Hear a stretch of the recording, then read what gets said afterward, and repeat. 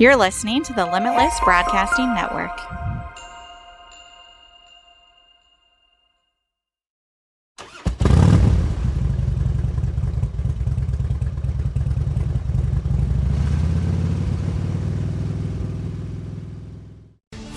Your whole life can change in an instant. About 50 million adults in the United States have chronic pain, and because of a car accident, Robby is one of them. In their marriage vows, Robby and Sammy promised to stand by one another and provide strength when needed. And lately, they've been facing some of their biggest challenges. Join them as they share the ups and downs of living with chronic pain.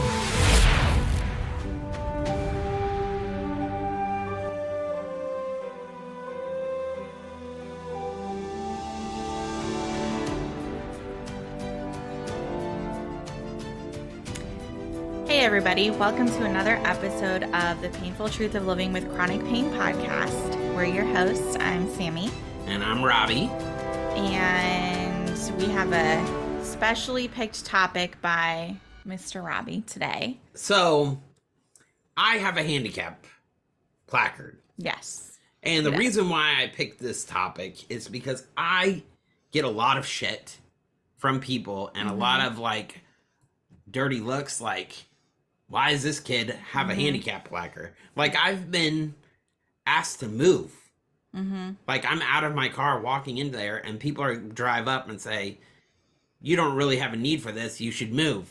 And I'm just like, well, I have to see a physician to get this. So, of course, I have a medical need for this. So, I wanted to dive deeper in what it's like to get a handicap placard. Like, how did this get developed? And Makes sense. that's where this episode is going to go. So everybody can be on the same page as, how did this come about? Yeah, it's Who a started good question. Yeah, one that I hadn't really thought about until you brought it up. So I think the reason why is because I get so many negative looks from having a placard to people telling me to move, or people giving me the side eye, being like, you know, what's going on. I think sometimes people can be too judgy without knowing the full story sometimes. Right. Because nobody knows what other people are going through. And so that's why I wanted to do this. Yes. Makes sense. So, what do we got for him? So, all right. So let's look at, when did this actually become law for handicap parking? Okay. Something, again, I had not really thought about. Yeah. So it looks like it actually came out of the civil rights movement of the 1960s. Who knew? That's when lawmakers were more focused on people's rights, like gender, race, ethnicity, as we know. Obviously, that was a big time in U.S. history. Very big. So the first law benefiting disabled individuals came in 1968 with the Architectural Barriers Act. It established federal guidelines for the design of buildings so they would be more accessible to people with disabilities. So that's crazy. 1968, really, if you think about it, was not that long ago for them to have started requiring certain rules for buildings and whatnot, for people who need a wheelchair and whatnot. My dad was born in 1950, right? Yeah, so he was a full adult by the time they started enacting this. Absolutely. Which is crazy. Just to put that in perspective for you. This new act that they started working on included implementing special parking spaces, signs, lowering curbs for wheelchair users. Jeez Louise, that was way back. Can you imagine? They didn't have that either. That's insane. Can you imagine living in a world where it's not like that? We just accept it now. Yeah, nowadays it's just like, it's it is law. what it is, you have to do that, yeah. And the international symbol of access, which is that wheelchair symbol that you see like on the parking spots, was instituted through this act as well. And although this was a helpful step for many people, there wasn't any kind of enforcement or direction on placement or size of handicap parking. So that's kind of crazy to think of. Right. So then in 1988, the Title 8 of Civil Rights Act was amended to protect people with disabilities from being discriminated against. So another 20 years later. Wow. So realistically, that's not like very. We were alive. That was 1990. 1988. I'm sorry. 88. So we were alive by then. Yeah, we were alive. Not very big, but we were. Right. We were here. Can you believe that? If you actually think about that, that's like in our generation. Oh, I see what you were referencing though. But handicap parking wasn't a federal law in 1988 with this amendment. It was law with the Americans with Disabilities Act of 1990. So yes, that's where you're getting that fact from. So handicap parking became federal law in 1990. That was really not that long ago. Oh my goodness, that's insane to think about. That blows your mind. Yeah, who knew? It was really not that long ago. I can't imagine how people, I mean, it's not like disabilities are new or wheelchairs. All these people without these rules and laws. And that's interesting too, because we specifically did a whole episode about going to Disney, right, with your chronic pain. And we talked about the disability pass and all that stuff, and how some of the rides, they're not accessible to like a scooter, and you may not even be able to get on if you have a wheelchair. Right. But that's because Disney World is older than a lot of these laws. You know, it does make sense now, is because you're thinking, okay, why wouldn't they just build it in? But it wasn't a law. They didn't have to. No, exactly. The fact that there are so many rides and so much accessibility at Disney World is kind of amazing now when you look at it. Because there was no laws requiring them to do it. I'm pretty certain Disney refurbished a lot. I'm sure. And especially once they probably saw some of this starting to be amended and whatnot, when they were building parks, they probably automatically started including it too.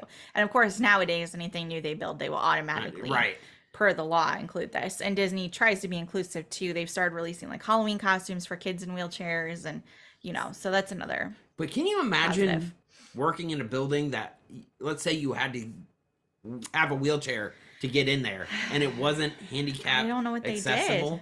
I don't know. I mean, what would you do? Would you have somebody help you out? I mean, they must have, because there were no rules saying that they had to have like probably ramps and whatnot for you. So I don't know what they did. That's super. And it makes you wonder, like, crazy. Before this is actual law, what did people do? Yeah. That would be interesting to get somebody on here to say, you know what, this is what we did. Yeah. So going out to our listening audience, if you guys were affected by this, please hit us up. Yeah, let us know. We would love to talk to you and get you onto the show, because it kind of blows our mind, because this wasn't that long ago. Yeah. And we just take it, like we said, for granted, because we didn't know. Right. All right, so let's look at what the ADA covers. So Section 4.6 of the ADA legislation mandates that parking lots and passenger loading zones must have at least one closed handicap parking spot near a building's entrance. Now that's interesting to me that it says at least one. Like, I would have assumed that there was some sort of like.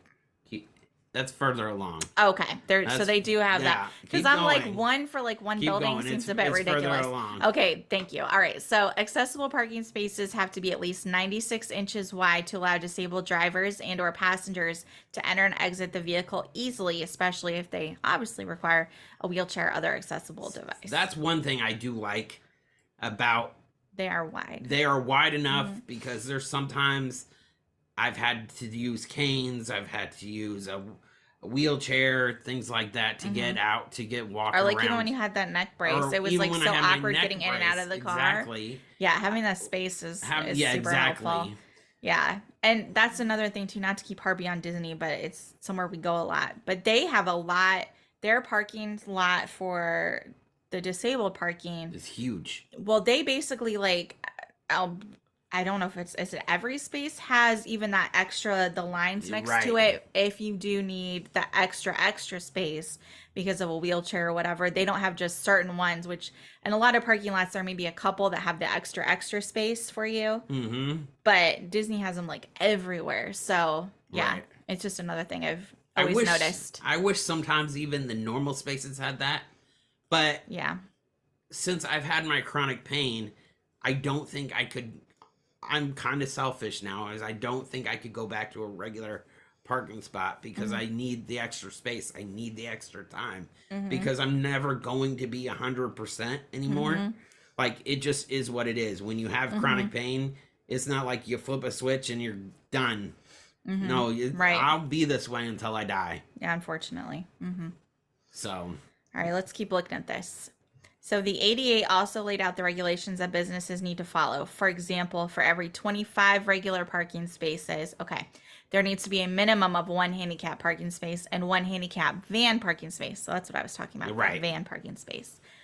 The number of designated spaces increases with the amount of regular available parking spaces. So, like a place that has 400 parking spaces must have a minimum of 8 handicap accessible spots.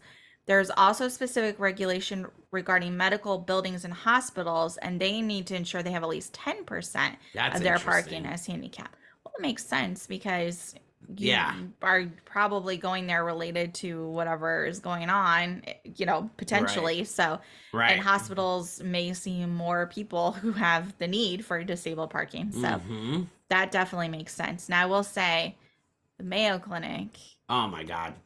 you guys, I don't know what you were doing with your handicap spots, but it was terrible. Yes, that was That terrible. lot, oh my goodness. If Yeah. you're gonna go to the Mayo Clinic valet. They had a whole lot for like accessible parking, but it was not big enough. And there were like accessible spots, but they were outliers, and valet Yeah. was so much easier to do at the end Yeah. of the day. and it's cheap, and, and it it's wasn't so too expensive. affordable Yeah. up there.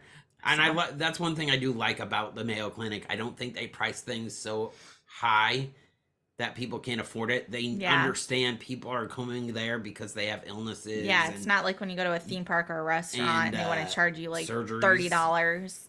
Yeah. No, it's nowhere near that. So yeah, that's a nice thing I can say about them. So the ADA also requires that all accessible spaces be designed the exact same way, 8 feet wide and 11 feet wide for the van accessible parking.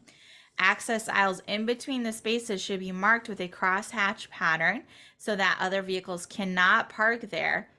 There's a difference between cannot and should not, I'm just going to say, because people are stupid. Cannot park there and must be at least 5 feet wide. The surfaces of these spaces must be smooth and level so that wheeled mobility devices can be used easily, and all spots should be painted, usually in blue, and marked with appropriate signage designating the spaces as handicap accessible ones. And they should be well maintained and kept clear of snow, ice, leaves, etc. So let's pause there for a second. Yes. So I park in the van spots because I have an SUV. Mm-hmm. And it's sometimes easier to get in and out. But I do look around for other handicap spots before parking in the vans. Right. But if there's no other choice, I will do that. But it's not my first choice. So let's clarify that. Like I said, not at Disney Springs. They have a lot of like regular handicap spots, but at like you go to like Epcot, for example, like every spot has that extra crosshatch, Right. basically. Like they make it super easy so you don't have to struggle with finding that right spot. Or like you said, there's someone who's handicapped and that's the only spot that's available. Right. I mean, it's still a valid spot, even if you don't have the need necessarily for the crosshatch area. Right. So I do like that Disney does that. It's, less spaces in that area, but they make it so it's a lot easier for everybody too, Right. depending on your needs. So Right. obviously you can't, not everybody can do that. Not the law doesn't say you have to. So let's pause here for again. Mm-hmm. So when you're in this kind of group, this community, you kind of have to look out for each other because nobody else is. Yeah. So I don't always try to take the van spot. I have a big enough car that I can, but I try not to because I know somebody is more handicapped than I am. Right. So why not take the spot over so they can have that? And that's where I choose because this is a community. We all have to look out for each other. Yeah. And if you're in this community, there's a reason why you're in this community, and you're not just parking there for the fuck of it. And I think that's where people don't understand. Right. Because they see me and they're like, oh, you obviously look like a fit young man. Why are you even in this? Right. And I think we touched on that too when we were talking about like renting the scooters and Right. and the wheelchairs or whatever you needed at Disney, and we were telling you, and same thing here, like don't let other people dictate how Right. you lead your life, because if you need it, and that's the way it is. Absolutely. Absolutely. So, can you report someone not adhering to the ADA? I'm certain you probably can. So let's see. There are some avenues you can go down if you think a business or a public area isn't abiding by the laws. If you believe someone is breaking federal law, you can make a direct complaint on the ADA.gov website. So that's good to know. You can go right there. The government agency will then investigate your claim and take action if it's necessary. And this can be helpful if you're trying to make sure the parking lots in your area have the required number of handicap accessible parking spaces. And you can also contact your local law or parking enforcement to lodge a complaint or call the city manager to voice your concerns. So that's super helpful to know. Yeah. And although handicap places are regulated under federal law, some states and even some cities may have additional restrictions to help with discrimination against disabled individuals. This can include allowing them to park for an extended period of time, even if there is a posted time limit, or parking for free at on-street metered parking. These types of benefits are extended in an effort to make getting around easier for those with disabilities. So you should make sure you check your specific city, state. And that's something. Now, that's something I didn't know, that sometimes Yeah. they'll let you extend it or park for depending free. on where you are. So you have to check on your city and state laws. So that's Right. interesting. I never knew to look into that. And that's something I didn't know either. So No. we'll have to do that as well. Like And if we're traveling or doing something. Yes. That would be super helpful to know, especially when we're going to like cons and whatnot. Right. It may help a little bit with us, especially having to go in and out. And that's another thing. If you go to Disney Valet, it is free Yes. with your handicap placard. So one thing that's nice about Disney, let's say Mm-hmm. you go to a resort and you have your handicap placard, they Mm-hmm. will not charge you for valet parking. And that is wonderful to Disney. Mm-hmm. I fully take advantage of that, and if you have a handicap placard, you should too, Absolutely. because they offer it. I don't know how publicized it is. If you don't know, you don't know. If but you go on their website, you can see it. But yeah, if you don't think to check on their website, you wouldn't know. Right. And that's exactly why I wanted to do one of these episodes, is to fill you in. Like, we're from Florida, so we're Right. giving you a lot of Florida information. Yeah, because that's what we know. Right. So Exactly. definitely, if you're in a different city, state, check with your local government, figure out what's going on. And I know I've seen asked on probably like the disability Disney web like Facebook page, but if you have your handicap placard from your state and you come to visit, make sure you bring it with you. Because Disney will, I mean, they'll let you They'll still honor park it. in the handicap They'll- spots because right. you have it, even if you're not here from Florida. Right. So always make sure you bring that too if you're going to be driving a car at all. I feel like a lot of people don't realize that. Like, if you have one from Indiana, you're still handicapped, even in Florida. Right. And it's the United States. It's all equal. So Yeah, definitely still bring it with you. We've yes. actually done that. We've driven up from Florida to Indiana, and I Yeah. had my placard, and I would park in the handicap spots. Mm-hmm. Actually, my brother said something about that. He was like, "You're parking in the handicap spots," and he looked at that placard, and he was like, "Oh, well, you are handicapped, so Yeah, I mean, you brought it with you, so, so here you and you." that's always on our list when you travel. A lot of people aren't. No cop's gonna be like, "Oh, you can't do that." They're gonna, even if it's a Florida thing, they're gonna look at it and be like, "All right, you're Yeah, fine." as long as it's not expired, it's not going to be any sort of issue. Right. Right. So there are penalties for parking in handicap spots. Handicap parking laws protect people with disabilities and provide them with convenient and accessible and comfortable access to parking. So there are penalties if you park there without the placard, as we were saying. Laws for spots state that it's illegal to park in the handicap parking without the permit, and you cannot park in accessible parking by using someone else's handicap parking placard unless they're in the car with you. And so let's pause right there. So I have a handicap placard. Yes, Sammy actually does not use it I do if not. I'm not in the car with her, I do not know. or neither does Nancy. Mm-mm. And I know it's a law and everything like that, but sometimes I'm just like, you should do it. But she doesn't do it. I do not. Because that's good karma. No, I always park in the regular parking. But when she's with me, we use the handicap. Yeah, we do. So I wanted to point that out. No, thanks for the shout out. In Florida, So this is Florida. So Yes. now we've talked to you about, laws and everything. But how do you get, or is that where we're at? How you get it one? this one, no, this is about the fines. We Okay, have one we're- less section. we're And this almost is about there. Florida specifically, so you got to check in your state. But Right. in Florida, anyone who uses a handicap permit that doesn't belong to them can be charged with a second-degree misdemeanor Wow, I didn't know that. with handicap parking tickets reaching $500 or up to 6 months in jail. Wow. So now I'm definitely not going to do that. I wasn't anyway. But certainly not going to Wow. now. And if you were caught parking in a handicap spot without your permits, it's a $250 fine. So pause right there. In Florida. I know they, in the DMV, they actually put it on your record. So let's say I would park there and I didn't have it. The police could actually look me up in the system and say, right. handicap park, and match yeah. my plate to the car. Yeah. And they could say, okay, there Yeah. you go. If I ever got a ticket, that's exactly what I would do. Mm-hmm. And I encourage you guys, if you're in that same boat, you should do the same thing. Right. Mm-hmm. And I know we've watched, who was it? It was like the Jenners, or, you know, some like dumbass, like Kardashian, whatever. I remember there was a video I think I showed you where they were parking in the handicap parking to go get their nails done. Mhm. And there were literally people in the parking lot yelling at them about it, but they don't care. Right. Because that kind of fine to them Is nothing. doesn't matter. Unless and they that, get 6 months in jail. and they never would. And that kind of stuff really irks me because it's so disrespectful. They're just out here, they're celebrities, they think they can do whatever they want.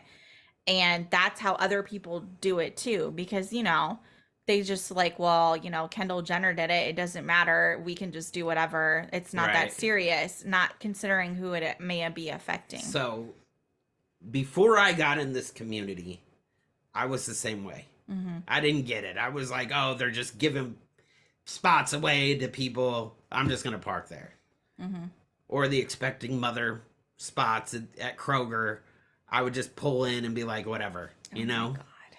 But now that I'm in this community, now that I understand, now that I'm older, Mm-hmm. I would never do that. Mm-hmm. And I'm actually ashamed of myself for doing it when I was a kid. But, you know, when you're a kid, you think like a child. Mm-hmm. And then you grow up, you put away childish things. So here we are. Mm-hmm.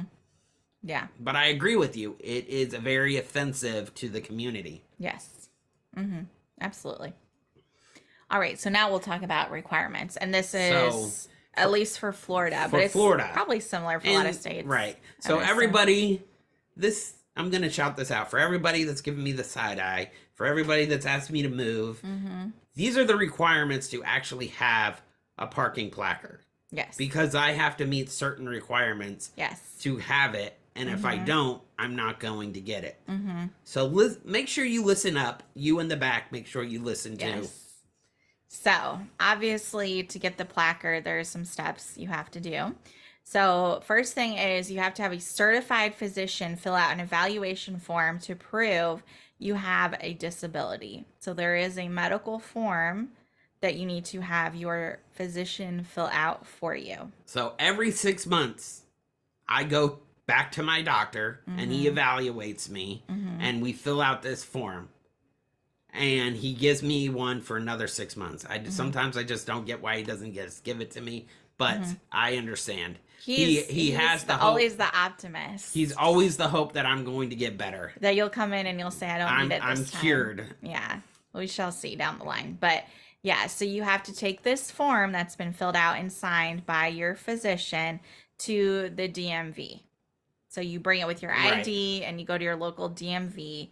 And then, like you said, they keep the form. Right. They file it away in whatever In their system. records. They document in the computer, you know, your information, your ID information, probably your license plate. And insurance and identification card. They put it on there.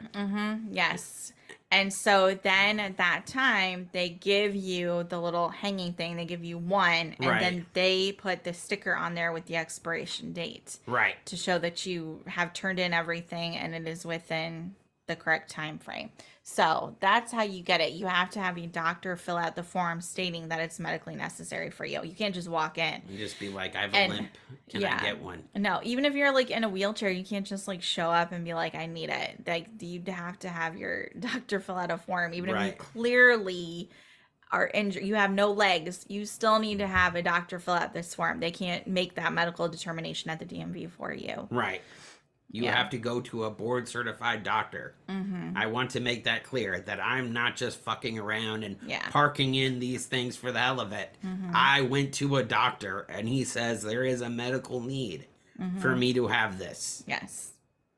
And you're reevaluated every 6 months. Every 6 months we go through this. Yes. And again, yeah, it might seem not bad, like he's walking fine, he's whatever fine, but I challenge all of you then. You can sit with him when he starts to become in pain and a real pain in my ass because he's cranky and uncomfortable.